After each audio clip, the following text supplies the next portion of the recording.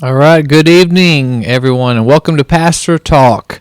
My name is Johnny Garish, and I'm joined by Ethan Castleberry, and Pastor is remoting in from the great city of Amarillo, Texas. Good to see everyone tonight, and we're going to start off the evening with our question, our kind of fun question, where we want to get you to start typing there and just updating us that you're out there listening. If you were stuck in a box for 3 days and you had only 3 items to sustain you, what would you want? First, for me, I guess I'll go first. My first thing, I'd want a iced coffee. There you go. My cell phone and my Bible. That would probably get me through. So, an iced coffee in a plastic bottle, because that might help me later. Anyways, so, I don't know. What do you think? No, that's pretty good. I honestly didn't think about this too much. I know we talked about creating the question earlier, and then I haven't really thought about what I'd have. Definitely a cell phone with service and everything. Might or might not have service, depending on where your box was. I don't know if I'm in a coffin buried underground in the desert somewhere or what, but maybe a air conditioning system of some sort. It would get hot. Yeah. Y'all are talking pretty first world stuff. I was and a pocket knife. Go ahead. I was thinking like water, warmth, and oxygen. Right, oxygen tank. Yeah, we might need oxygen depending on the box. In a box, you might as well breathe. So the question is, you're locked in a box for 3 days. What 3 essential things would you take with you? What do you need in that box? Mm-hmm. Some people are probably getting chills and all that because they're claustrophobic already. Mm-hmm. Could be a big box. Yeah, that's true. Yeah, might have holes in it, so you might not need oxygen, but we didn't specify that. So just, use your imagination.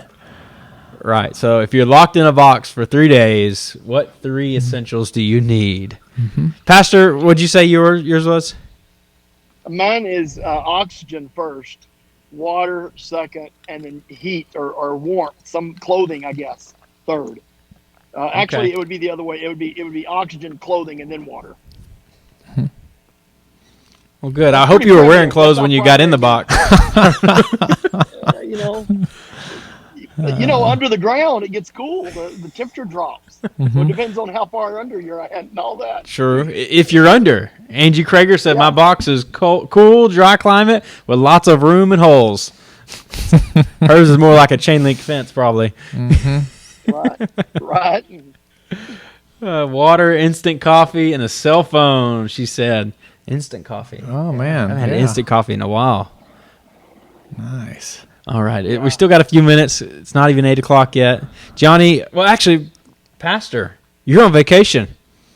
Yes. I am outside. I'm in a park. I wish I could show you. I'm in a roadside RV park outside of Clarendon, Texas, which is outside of Amarillo. And it's flat, and there's cows and corn and heat and me and the RV sitting here. Yeah. My dad's travel trailer. So yeah. We may see some dust clouds or something. Mm-hmm. Tumbleweed in the background. Tumbleweeds. Well,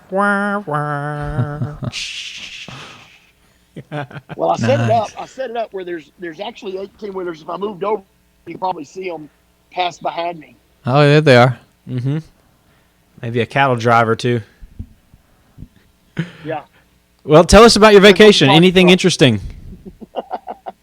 Yeah. Oh my goodness. Well, okay. First of all, my vacation.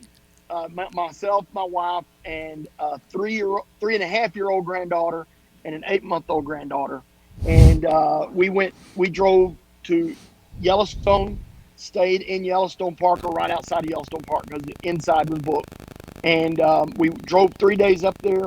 We're going to take 3 days to get back, and that's pushing it, by the way. That's no easy going. Some tough little and then kids. We stayed 4 days in the park. Yeah. So went to West Yellowstone, and at first it was like, oh, look at the fountain, oh, look at the geyser, and the steam geysers and stuff like that, and it was okay. The third day, though, we decided to go to Lamar Valley, and on the way to Lamar Valley, we saw these bison and on the side of the road, of course, and we pulled over and had a little picnic and thought, oh, that's cool. we didn't realize that we were on the edge of Lamar Valley, and we went about another half mile, and there was hundreds of bison, Wow. and it was just crazy. We ended up seeing bear and bison and eagles, bald eagles, and let's see, antelope and elk. Never saw any moose. We looked for them, but never saw them. I think the season's not right for us to see them because they're Maybe. probably higher up. But then the end of the third day, we stopped for another picnic, and we got this little app telling us where all to go. So they said the prettiest park the prettiest picnic place in the park, and so we're like, oh, well, that's what we're stop there. We pulled in, set up our picnic right on the Yellowstone River at a picnic table, spread the cloth, got everybody unloaded. I'm the runner. I'm unloading. My wife's taking care of the girls. And I come back to the trailer to get like one or two last things. And here is a bison about 20, 30 feet from me. Wow. And I'm like, oh my goodness. And it's going right towards our camp, up towards our picnic table. And so it was just crazy. It ended up bearing to the right away from our picnic table.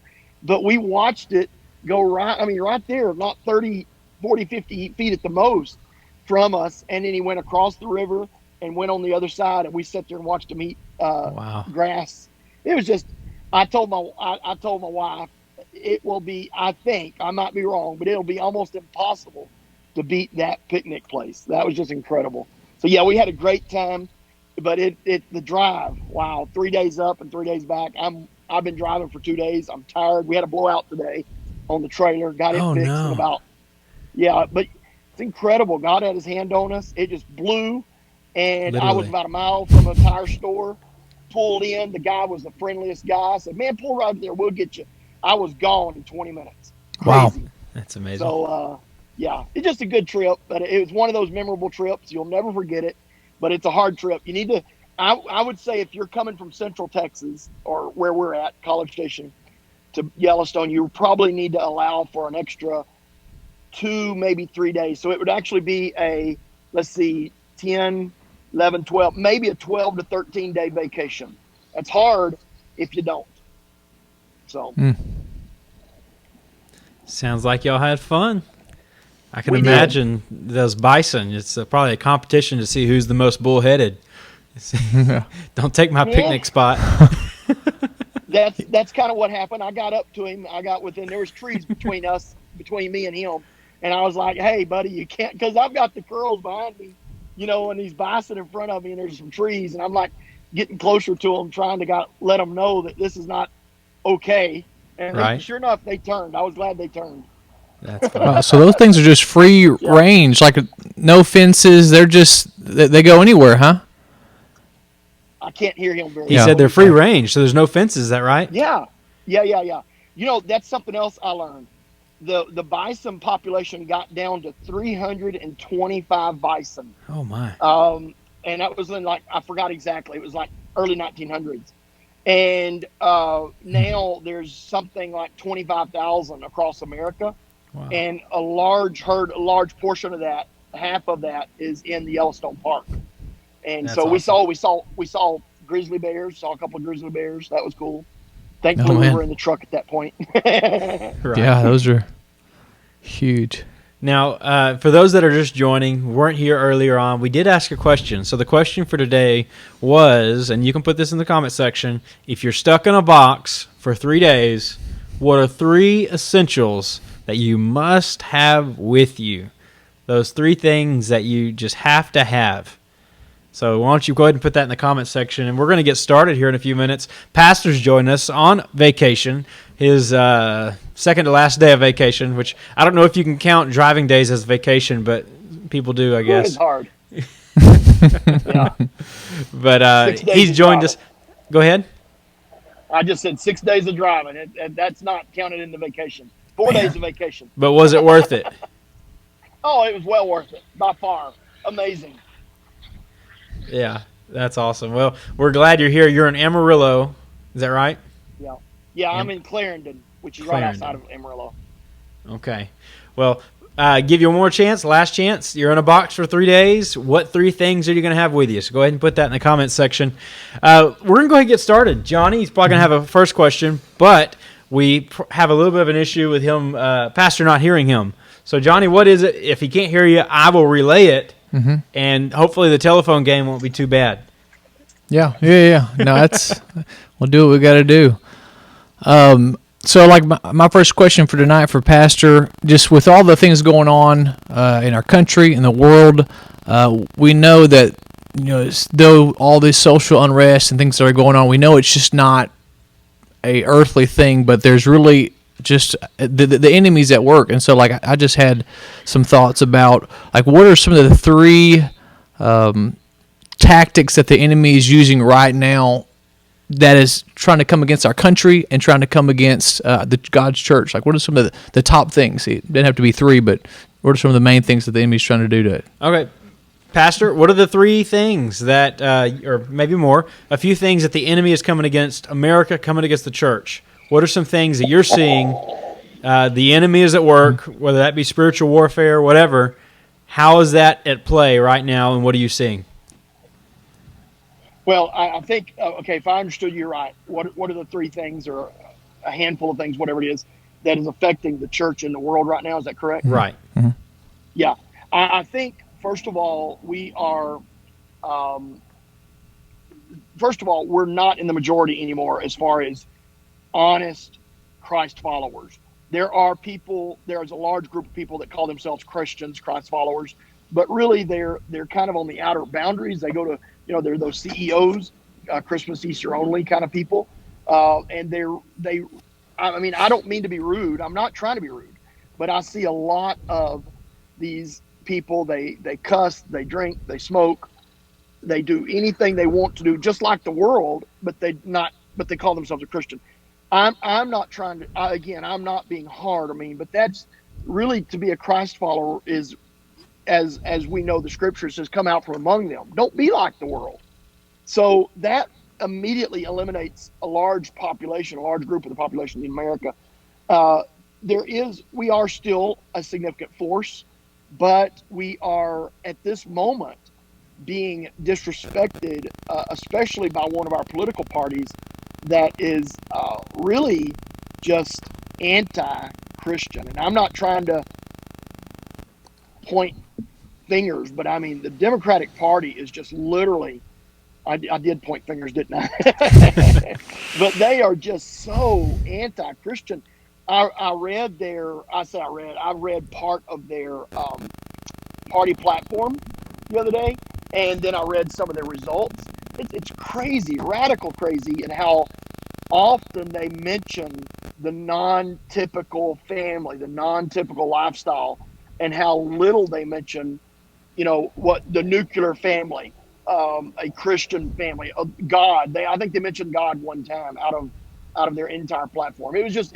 So that's the second thing, and I think the third thing is we are as a whole, Christianity as a whole is starting to see what I would call persecution, not on the same level as Fox's Book of Iran. Martyrs. Right. No, nothing like that. But I think we're on the cusp of seeing some true persecution, job loss, ostracization, if I said that properly, those kind of things. We're going to start seeing those, because anytime, and this is not just, this is in every field, medical, science, professional fields, blue collar. You start mentioning, I believe in Christ, or I follow Christ, and you're going to be pushed out, and then you're not going to be promoted. You're not going to be accepted into the core group, that management. So I think we're going to see that. It's starting now. I say that only based on the news. I don't necessarily know anyone in particular that is, but I know that I've heard on AFR and a few other places where people are starting to lose their job because they're a Christian. Right. So I think that's the three main things we're seeing. We're not Christians as a whole aren't doomsdayers, but Right. We believe the word of God. We believe in the soon coming of Christ. We believe in Armageddon. We believe in the tribulation. And so that That's kind of for those mainstream science focused. I say mainstream. Yeah, that's right. Mainstream science based, science focused. They don't like us. It's already started, and it's going to get worse. Right. I would agree. We're seeing that.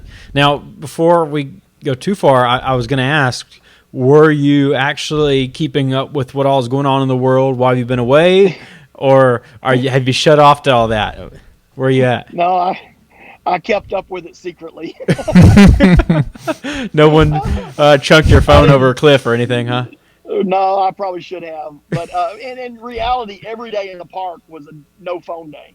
But every evening I'd come back and catch up and try to take care of things that were going on. And of course, we had several major things in the church that I really Right. tried my best to pay attention to. But the during the day, from we got up early because we're an hour ahead of them, but 6 a.m. their time till 6 p.m. their time, we were no cell phone. So, but no, I did catch up with everything, and it is pretty radical. I think I mentioned to you earlier some of the things that are going on is starting to scare people. It's starting to scare people. The riots and all of that. And it's indicated. There's several indicators, if you will.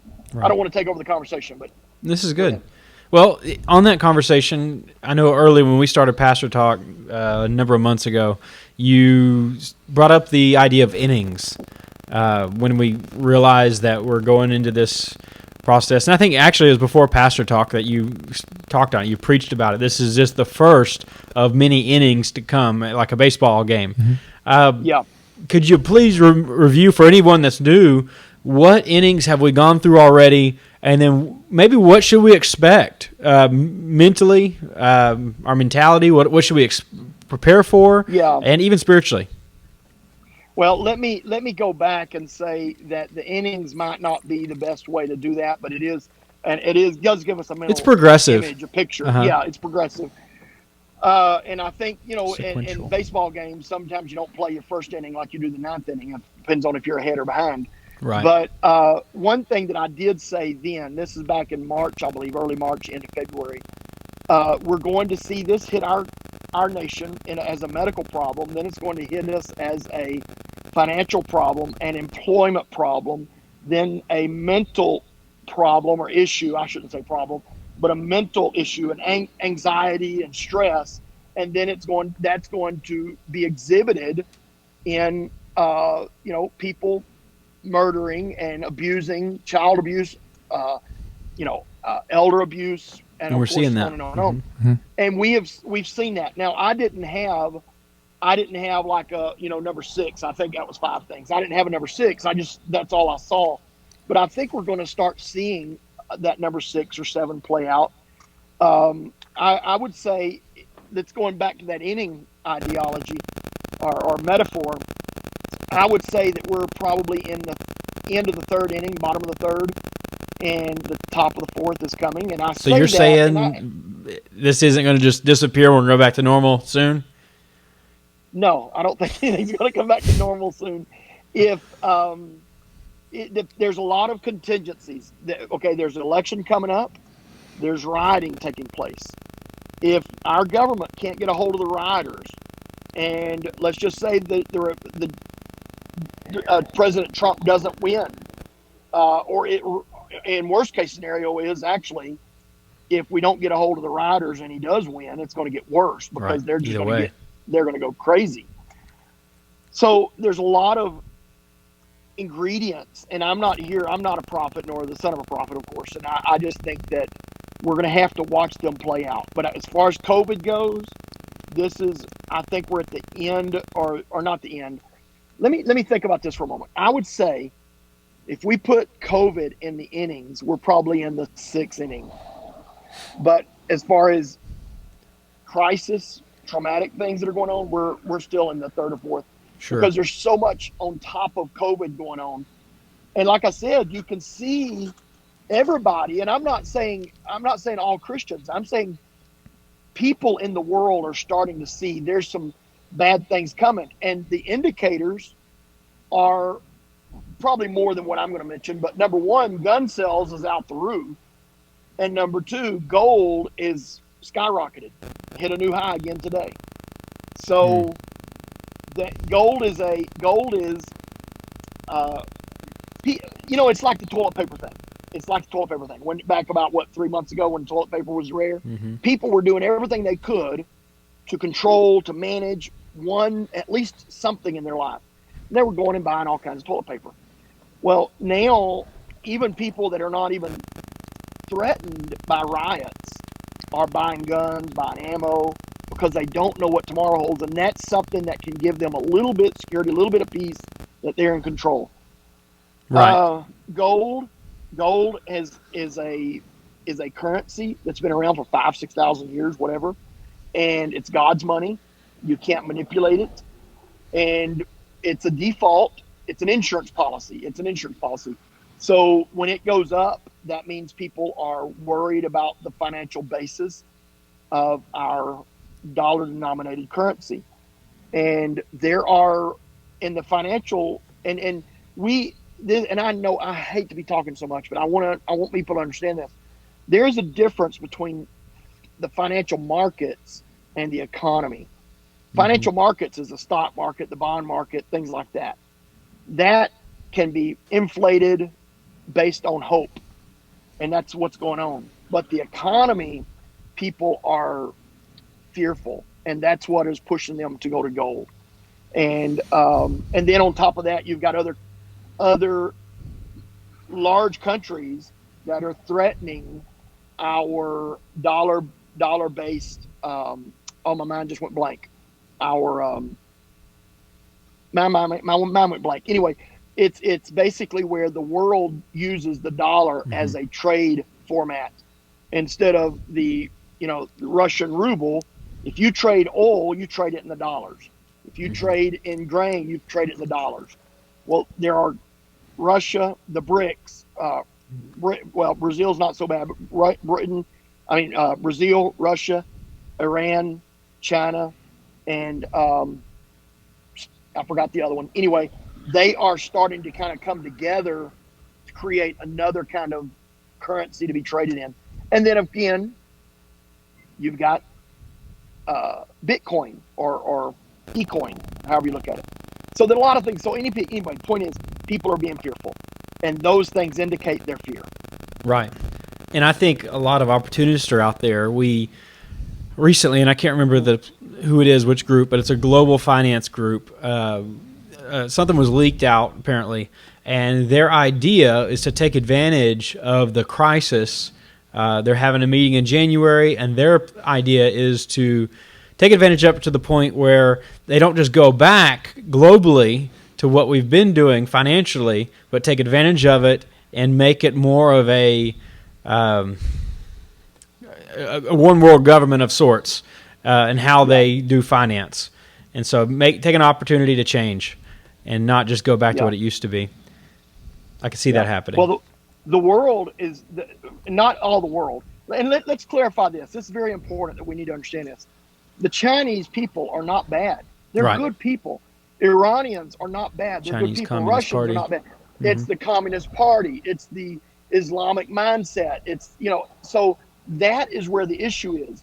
And the people that run those parties are, number one, jealous of America, our success, how quick we've come to success. 300 years, and we're the best top economy in the world.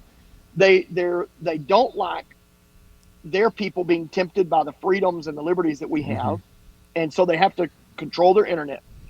There's a lot of things there, but yeah, you're exactly right. They don't want to waste this crisis. Yeah. Now, back, and if you have any questions that come up, do you have Yeah, well, I might put a question here. You might have to translate to Pastor if you can't hear me. I'll be your translator. Yeah.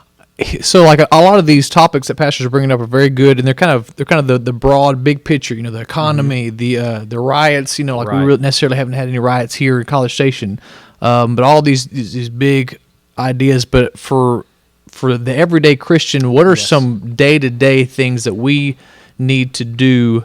What are the battles that we need to win just here in College Station with all this going on? What are the things that we need to do on a daily basis to win?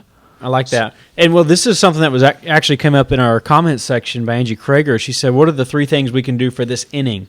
That I think I would say that's something similar to what you're asking. Mm-hmm. What are some actionable steps we can take where we're at? We're in College Station. We're not looking at riots necessarily. We're not looking at some of the global issues right away.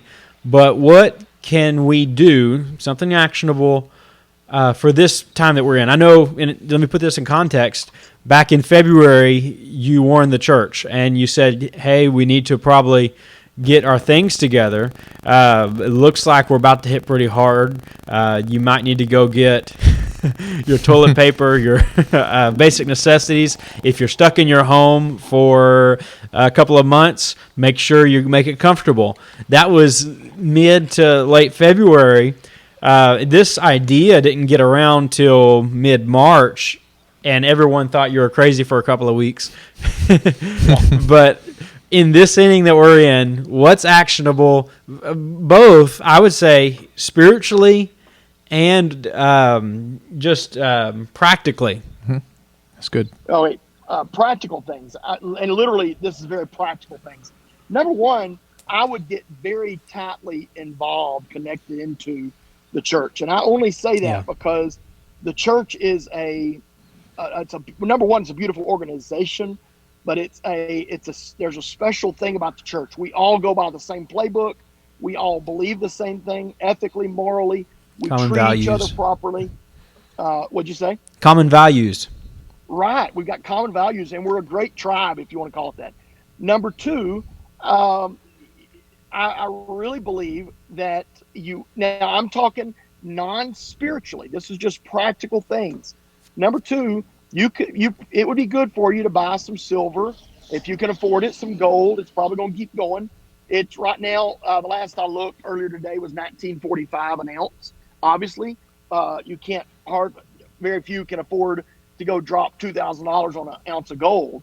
But silver is its baby sister, and it's running about $25 an ounce. And you can buy, a silver 1 ounce silver because there's a premium.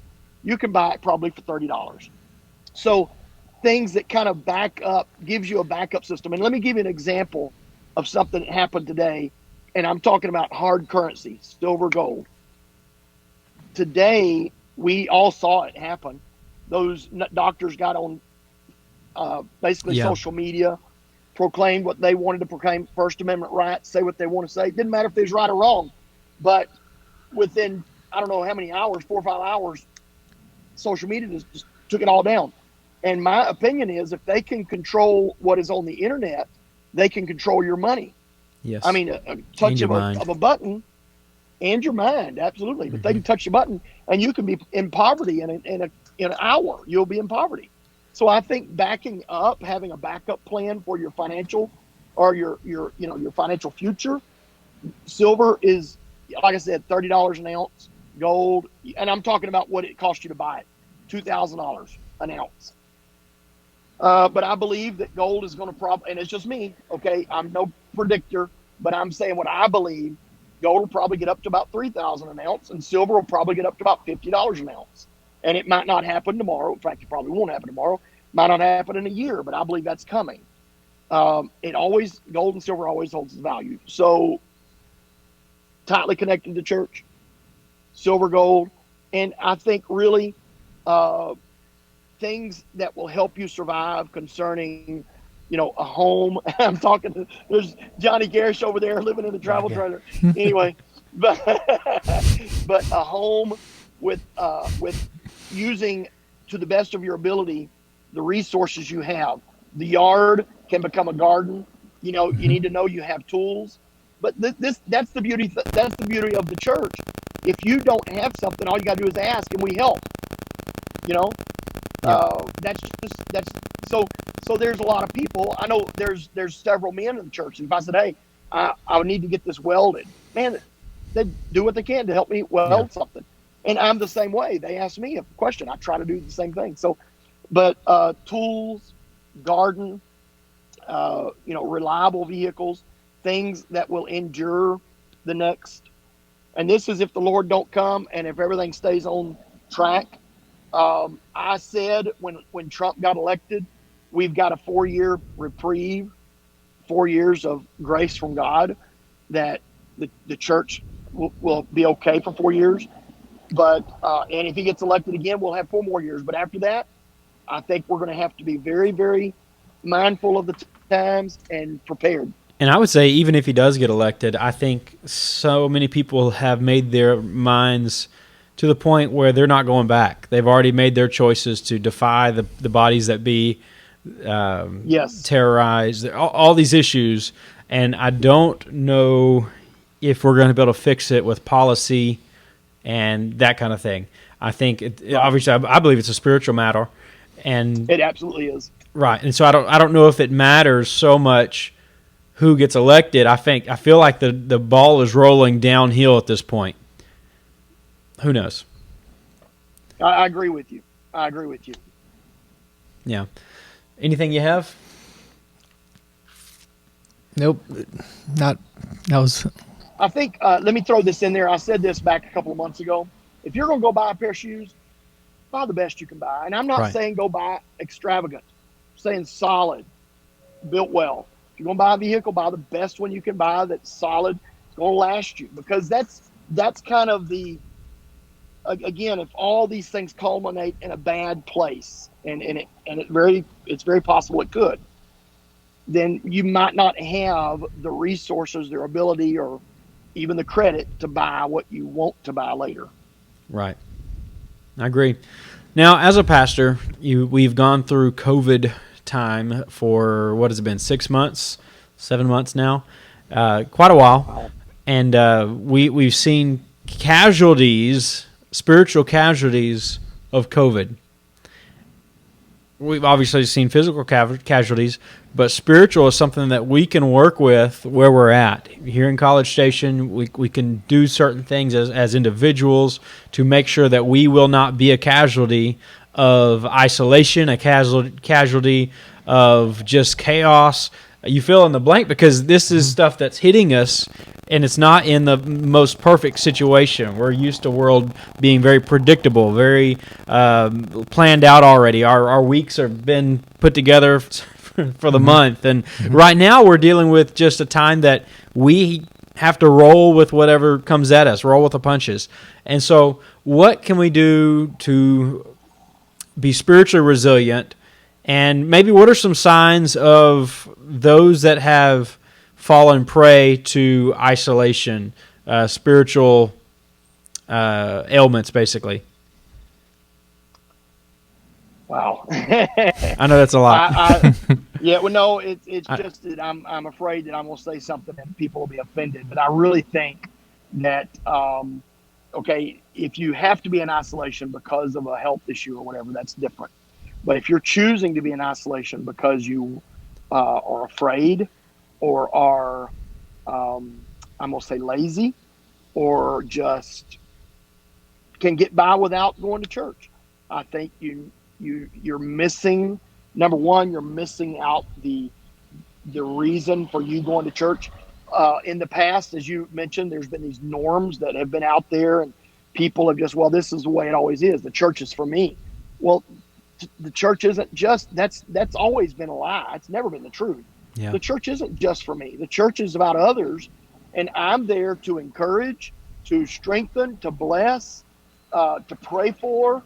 I'm there to sacrifice for others, to make sure that they have what I have, and so you've got to get up. If you can't, and I'm not saying throw all caution to the wind. We at the church, and I'm being very cautious. I'm trying to be. At the church, we wear masks.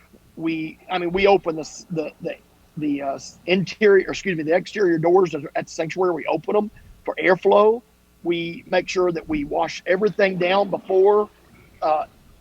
Everything gets washed down. The bathrooms, the door handles, the door pulls on the interior doors, everything gets cleaned up.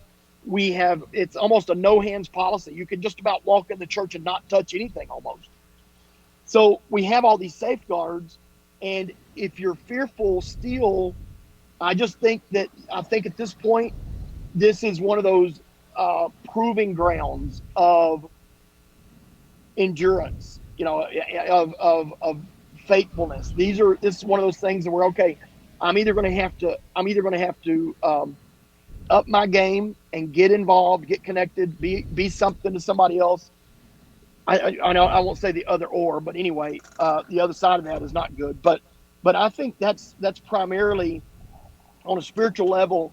We need the body. Everybody Yeah. needs the body. And I say this: Jesus didn't use that example of the body, the fingers, the ears, the nose, and all that stuff, willy nilly. I mean, he knew what he was saying.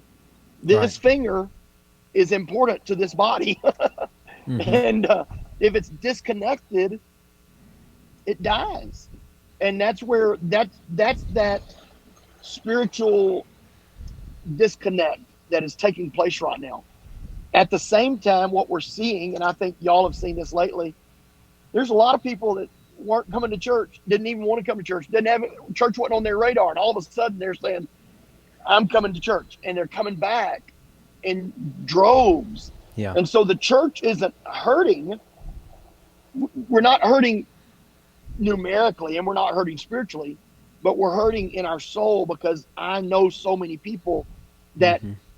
because things aren't the way they want them to go. In other words, I don't, and I'm being over the top with this. Bless God, I'm not going to go to church on the internet. I have Bible study needs to be right there sitting in my chair. That you're gonna hurt yourself if you don't change your mind and get where the church is now, because that's where we're at. Right. I agree. And many times that's a hard pill to swallow, especially when we've been drawn to the traditional methods. We've put ourselves in that box. Maybe not for 3 days, but for a long time. Right, and I think if you look back to the church in the Bible, right in the book of Acts and beyond, they had to learn to adapt really quickly, because Yeah. it wasn't but a few years and they were suppressed. I mean, their homes were being busted in and being drug away from each other, to where obviously they had to pick up, they had to move, they had to go to places they didn't know, they had to go, Right. they had to be able to adjust really quickly. And I think because they were so on fire for God, walk with God, in the Spirit, that they had Him wherever they went, and we're gonna have to learn how to adjust it in that way. Where, like, if right. schools don't come back, if we don't have exactly what we want in the grocery store, and if even all these bigger things, if COVID and just maybe a party gets in that we don't like, in the government, if all these things happen, we've got to learn to still walk with God and adjust and be resilient, Right. with His You help. have to. That's right. You have Hey, to. let me tell you a quick topic. My wife and I were talking. We were driving down the road yesterday, I think it was. The Jewish people would not be anything today. There would not be any Jewish nation, no Israel, if when they were scattered throughout all the world, they just gave up. But what they did, and they intentionally did this, they built in some safeguards. And I'm not going to have all the right terminology, but they built in some safeguards to protect the Jewish community everywhere in the world. And my mind just went blank again. Oh my goodness, I didn't have my second cup of coffee today. What we call the church, whatever they call it, I forgot. The church, for them, they had to have 10 men that created a church. That gave them accountability. That gave their children other people in the Jewish faith to marry. They all had a part of the Torah.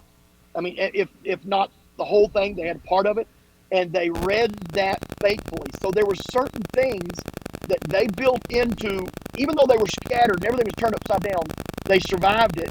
And after almost 2,000 years, in 1947, they came back together and formed a country, because they stuck with what they knew worked and what mattered. They had some foundational properties. So whether the Torah, the books they read, I think of the old saying, "You're a summation of the people you know, the places you go, and the books you read." Right. And that seems to right. be the same thing. God will send you places, but it's who you surround yourself with and the book you stand on, and Yep. that's what defines you. That's exactly. I like that. That's very good. It's true. Very Yeah. applicable today. Well, speaking of that, let's talk about some maybe modern books. We've talked about places. We need to be closer to the church. We need to come to church. We need to be the church. All that. Who we surround ourselves with. But what about some books? I know this is a question I'm throwing on you, and you probably don't have your iPad handy with Audible and all your is it Kindle? What are some books that you would recommend every Christian, outside of the Bible, of course, or maybe some books in the Bible? That's something we can add in. What are some foundational books, some things that really solidify a Christian walk? Johnny, you want to go first, or you want me to go? I threw this in there. Yeah. I'm sorry. I mean, You didn't pick which one. as he was talking, I was thinking of Proverbs in the Bible, such a applicable book that in the Bible specifically, where you can just go for your basic day-to-day knowledge. Yeah. Business, find a wife, money, all Reality. that stuff is just so much amazing knowledge that it's so applicable for day-to-day. And so I would encourage everybody, even wherever they're at, if they're reading their Bible through, I've encouraged somebody this past week, man, get on the 31-day, one proverb a day month plan and just get in there and soak some of that up. So that's just one thing that I'd encourage everybody to do. For some reason, I could hear him a while ago, but now I can't. So let me go ahead and just answer. I see his mouth moving. That's all I could see. I think one thing that helped me as a young man trying to live for Christ and trying to build foundations. And really, and I think we could look at our home like that. Where do we start foundationally? Obviously, you said not including the Bible, but I would recommend everybody read the Bible several times through before they worry about somebody else's opinion of the Bible. Mm-hmm. But what I ended up doing, and these are not novels, these are just avenues of study to solidify my faith. Ralph B. Reynolds has a book, and I forgot something about, I forgot what it says. Anyway, Ralph B. Reynolds, he's got a book, and it's just basically every topic you can imagine with all the scripture that backs that topic up. I mean, it might be angels, it might mean money, it might mean the church, all this stuff. That was just a good book for me as a young man. But as I got older, of course, living for God longer, I really enjoy. I've matured, so I've gotten some. I must qualify this. Some of David Bernard's books are very good. His book on holiness is excellent. Practical Holiness. I think it's excellent book. I was History of the gonna mention that Church, excellent book. I mean, top notch. So those are good books. Now, lately, I'm reading a book right now, and it's just a casual book that I brought with me on vacation because I love history, and I love to understand what other people go through and what they believe and why. And I'm talking about the Jewish people mainly. But I'm reading a book now. It's called The Boy Who Followed His Father into Auschwitz. Which is a concentration camp, and I'm only in like chapter 2, but still, I've got a 3-year-old and 8-month-old here, so I mean my reading was very limited, but that's a good book. I think even that kind of reading can open your eyes to persecution, to biases, prejudice. It can open your eyes in a lot of things that really kind of prepare you for the future. Hope that helps. Yeah, I think so. And I really believe that we're molded by what we're reading, what we're surrounding ourselves with, and places we go. I feel sorry for those that neglected those things in their lives, not being able to travel or not be able to get out and go places and surround themselves with the right people.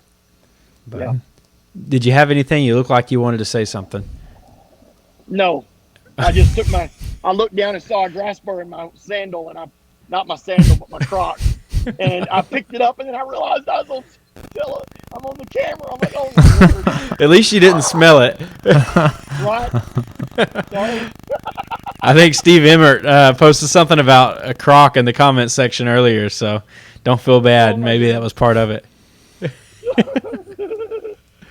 Oh, me. Well, I'm glad that you had fun on vacation. These are interesting times. Recently, it's just crazy to see these doctors being censored, and that seems to be the news of the day. As of posting yesterday, deleted by this morning early, and now they came back out again to basically stand up against this, and I believe that was taken down. So we're going to see what happens. I know this is a video that was shared by the president, by his son, by different ones. And to me, the question that comes to mind is it right, or is it even legal in any way to censor what the president of the United States says? By him sharing that video, that could have been just as equal to a proclamation to the United States. Does Twitter, Facebook, etc., have the authority to censor what the president has to say to the American people? Well, there's a big conflict in Google, Twitter. I'm trying to think of Facebook, Instagram. All these social media things are going through a major political, I'm going to call it political conflict right now. And yes. I want to hear what Johnny has to say about this, but they can't figure out if they're a member of the press, right? Publisher, a private corporation, or a public corporation. It's not right. That's just my opinion. Right. If they're a publisher, they have the right to censor. But if they're just going to be a platform, then it needs to be free speech, needs to be open. What are your thoughts on that? Right. No, that I've heard that. Me and one of my friends talked about that a month or so ago, just about these guys. And in fact, I want to say I saw an article today just come across where 4 of the top tech CEOs are about to appear before Congress. Yes. And so it's going to be interesting to see how that plays out. But still, yes, it's going to come to that, because obviously all of these, Google, Facebook, some of the most expensive, most wealthiest, worth the most companies in the world. In one respect, they're using advertisement. They're tapped in for as much liberty as we give them. They're using all this information, generating it, and at what level, yes, do they have the right to feed you so much information, or take your information, share it, and funnel just what they want you to see or not see? So yeah, it's going to come. I think it's going to come down to. Are there going to be laws about that put out, where in the next year or two, and that even comes down to how the elections play out, whether or not, if more conservative party stays in, are there going to be laws that are put in place to censor some of these, what you might say are more left-wing companies that are pushing that side of an agenda? I mean, that's going to come down to that. Are the laws going to allow them to do what they want to do, or are they going to actually reel these guys in? So right. And I would say we're also in a moral quandary where these people are doing business with countries like China. And so they're getting their products built there, or they're trading their information with China. And China is not known for the most humanitarian efforts. We see the Uyghurs, we see how they treat their population, and it's just pretty crazy how communism treats people as numbers rather than individuals. And so we're going to see that played out. And I think one of the big players in the game of discovering bias, discovering truth, that kind of thing, is Project Veritas. Big undercover organization. They go in, they get videos in Facebook, Twitter, CNN, all these companies, because they show us one thing. They show us the facade. They tell us they're unbiased, or they tell us that we don't censor according to your I was going to say denomination, but your party affiliation. Well, the reality is, it seems like they are. We're getting videos, we're getting hints, and we're getting all these things. While they tell us one thing, the reality is something else. And so it's going to be interesting to see these guys come out before Congress soon and get questioned. Hopefully it's more than just a show. I was thinking here about 2 years ago or 3 years ago, 4 years ago, something like that. Rush Limbaugh. Let's just think about him for a minute. He's on FM or excuse me AM radio. I think it's like 1,600 stations across the nation. And I used to think, man, why don't he have a Facebook page? Why don't he have a Twitter account? Because I would love to hear from him in other places. I think the dude is smarter than most of us. Mm-hmm. He realized that when he speaks over the radio, they're not going to stop him. Right. But if he puts it on Twitter, he puts it on Facebook, they can stop him in a heartbeat. Right. And it's just incredible that we have allowed ourselves to get to the point to where, and I read this a couple of days ago, 8 of the top 10 companies in the world are American, and 7 of those are high-tech or tech companies. Right. Walmart was number 10, I believe, if I'm not mistaken. And, Amazon, by the way, I'm just personal opinion. I'm getting to the point where I don't even want to buy from them. They don't really help our communities. They don't. I mean, they have as many servers, almost as many servers as Google does. They control as much of the traffic and as much of what we believe as Google does. Right. So there's a lot of things that I'm kind of contemplating. Not sure it's beneficial yet or not, but I really do think that a lot of these high-tech companies are manipulating our minds. There will always be deception. Financial markets, political markets, or political arena. But now we're seeing it in what we call the news, Facebook. Now we're seeing it in our medicine. Look at what's going on in our medicine. Like you said, put that video up, and then they took it down. That deception has now didn't fit the narrative. Kind of migrated into every part of our lives. Right. And that's why it's very, very, very, very important to know your word, because they'll deceive you on that too. Oh, yeah. So we're in for challenging times. You talked about innings. I think we're just beginning. We can't be deceived to think that this is just going to go away, or just because the sickness goes away that chaos won't. So that's something that I think we need to be looking forward to in preparation. And obviously, we're not going to know, here's the list, the packing list, the things that we need to do before this happens or that happens. Main thing is we've got to be ready spiritually. And then we also, I would say after that, is be able to maintain our relationships with our families and our church. And there's a succession of things that we can do, priorities.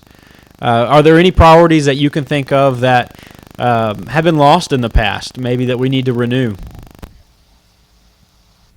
Say it one more time. Any priorities, things that may have been lost in history that maybe we need to renew as we look forward to more chaotic time? Okay, I couldn't quite tell what you were saying. Is there anything we can learn from history for the future? Is that basically what you're saying? Okay. You're laughing, maybe. Maybe that's not what you said. Yeah, I think that, not the 60s, the hippie revolution, whatever, those people were the students back then. Now they're the lawmakers and the professors. Right. In the 60s. They used to be the rebels, and now they've surrounded themselves by others that they have multiplied themselves. And I think that looking at that history, we know that this world, looking at the Bible, we know this world is not going to get better. But looking at what they are progressively doing to our nation, I think it is right for right now to love America, to be willing to die for your freedoms and your liberties. But there could be a day, Lord tarries, and he doesn't come back, that you might have to be more of a Christian than you are anything else. I mean, I said you will be more of a Christian than anything else, but you might only be a Christian and not even an American. Right. It's scary because there are people right now that are actively trying to demolish our nation to nothing. Build from the ashes is what they say. That's their goal. And there are people that have predicted that this period is actually, from what I read, is a 5-year period. And at the end of those 5 years, this is just a prediction. Some guy wrote a book, said that this could happen. 5 years, he's thinking they're going to, rather than building it, they're just going to recreate something new, and it will likely look nothing like what we've seen in the past. So, interesting times. Well, you and I were talking about it the other day, and we watched a video, and I can't remember the guy's name, but cycles and seasons and the flows of demographics and generations. Right. We have the quote unquote greatest generation, baby boomers, and then my generation, which I forget what we're called. I forgot. But anyway, then you go to the millennials, and now you're getting into this new, what some people call it the iGen, the internet generation. And this is really, their knowledge is based on the internet. I mean, their social life is based on the internet. Right. Their news is based on the internet. They don't even have wisdom outside the internet. And that's what we're going into. I think anybody with a brain should see that that's not going to end well. Right. They're fed what to think, everything. Their whole psyche is built off of the internet influence. The influence of certain people who are famous, and they got popular because of certain things that are inflammatory, and they're viral videos. There are people that will only post things that will get shared, and that could be a positive thing, could be a negative thing, but it could never be just a normal situation. They only post the extreme, so all these kids that are watching thinking, "Oh, well, that's normal."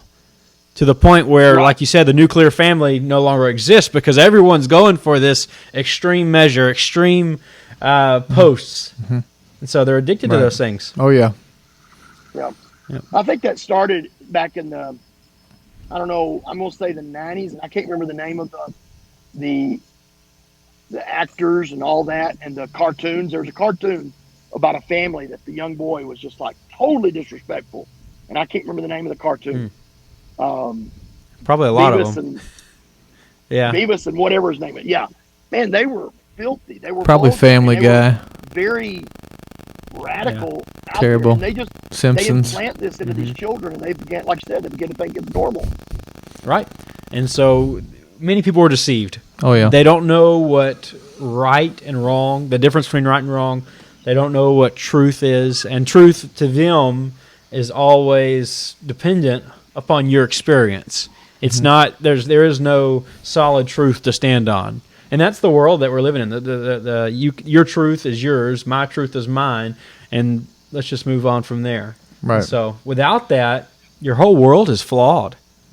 We're in a Wikipedia internet world where that's where they get their information from, and anybody can get on and modify Wikipedia. Right. But yeah, no, I mean, because our generation, the iPhones came out in 2007, and with YouTube coming out just a few years before that, we can remember the first viral videos that first started coming out on YouTube. But yeah, since then it's just, I mean, it's YouTube, it's Facebook. I mean, those just that one or two other sites, TikTok, whatever was the latest app, Fortnite.